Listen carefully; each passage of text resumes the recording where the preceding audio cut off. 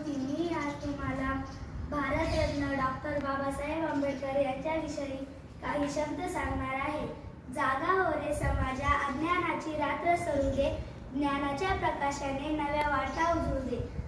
भेदभावाच्या भिंती आपणच का उभारतो, भेदभावाच्या भिंती आपणच का उभारतो. माणूस माणसाला का वेगळा ठरवतो, माणूस माणसाला का वेगळा ठरवतो. जात धर्म विसरून माणुसकीचा ध्यास घेऊ, जात धर्म विसरून माणुसकीचा ध्यास घेऊ. एकतेच्या धाग्यांनी सुंदर जग विणू, एकतेच्या धाग्यांनी सुंदर जग विणू. शिक्षणाची किल्ली घेऊन अंधार सारे दूर करू, शिक्षणाची किल्ली घेऊन अंधार सारे दूर करू. स्वाभिमानाच्या वाटेवर नवे भविष्य घडवू, स्वाभिमानाच्या वाटेवर नवे भविष्य घडवू. हातात हात घेऊन पुढे चालत राहू, हातात हात घेऊन पुढे चालत राहू.